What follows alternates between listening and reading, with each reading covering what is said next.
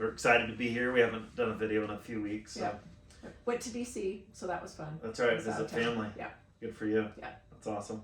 Allie wants to talk numbers. Yeah, interesting. We started looking at our active numbers, and they were 597, and in the 20 minutes that it took us to kind of look at the data, it went up to 614. 614 is probably even higher right now. Yeah, as we speak, those numbers are going up, which is really good news It's incredible. for the buyers that are out there that we're working with. Yeah. Yeah. And then under contracts, we have 1,958, and sold in the last 30 days 1,100.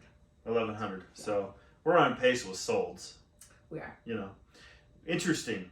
In March 10th, on March 10th, we had just over 400 active listings. Today, like Allie said, we have just over 600. So we're up about 45% Right.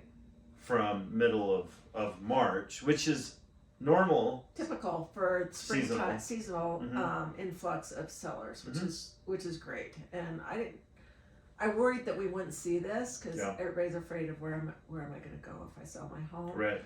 But we are seeing it, which is good.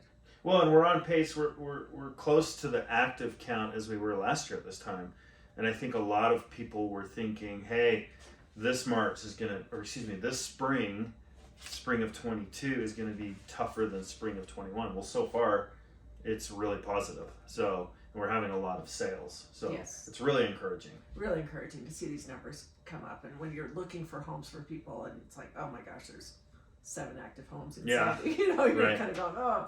Holy But- cow! Yeah, it's great to see. Yeah, it's really great. So we're excited. We're encouraged with that.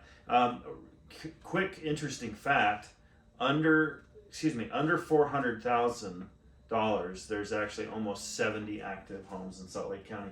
I'm not talking mobile homes or prefabbed homes. I'm talking single family, townhome, condo, or a freestanding home. Right. So that's a fair amount. 70 of those. Now they're probably going to go fast. I did go through a condo a few weeks ago. That I won't say where it was. I won't even give the city, but it scared me.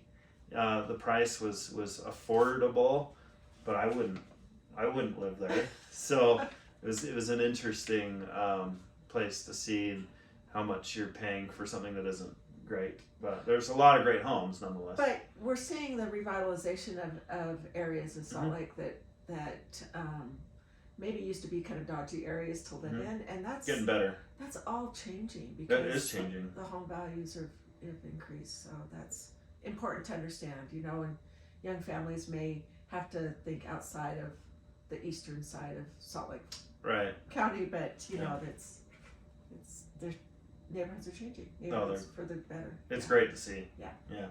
So really quickly, we want to talk about the housing bubble. It's been on the news lately. It's like on the news every other day. But what do you think?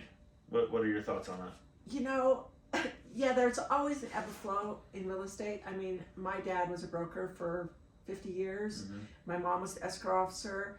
I remember riding that roller coaster through the 70s, which was horrible. 70s. Yeah. But at the same time, there's ebb and flow always. This doesn't seem to be a bubble that's going to burst. Why is that?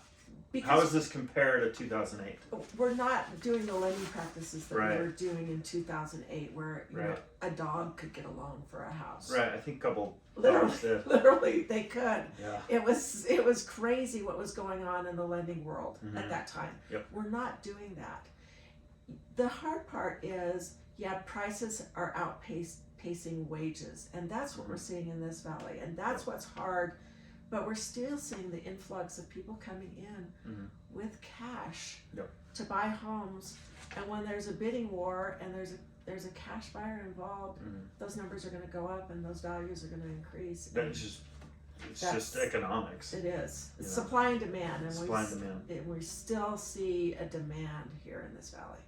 We do, and there's got to be a point where it's got to plateau, and I'm sure hoping it happens this year, but I've been saying that for the last couple of years. So, I'm not in charge of our economy. I'm not in charge of the real estate market. I can tell you how I'd like to see it go, but like anything in life, you just have to go with the flow and work hard and expect the best. So, Agreed. but to your point, really quick to wrap up, the biggest difference between right now and the supposed, and maybe some housing bubble will happen, but it'll just be different because the last horrendous recession / housing bubble crash was mortgage backed security driven, and it was just people that couldn't afford a home were getting into homes for 4 or 5 years on an arm, and then I guess we can't afford that, Right. and then they just dump the property back to the bank. I knew people who bought in Florida Mhm. when it was really cheap in 08 or Mhm. 07 Mhm. and were riding that wave and bought 10 homes Yeah, that they couldn't yeah. really afford. Right, they're like, And sweet, they lost everything. like everything. I've seen that too. And so Sad.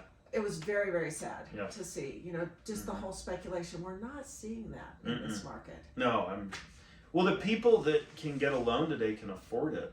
We're not the short sale inventory is almost null. So could that change? Sure, anything can happen. Anything. So Yeah. anyway, we're just so excited to be here, and we're going to keep doing these videos and keep communicating with you, and reach out if you have any questions or concerns or complaints. Just Or you need help. you need help. Thanks. See you.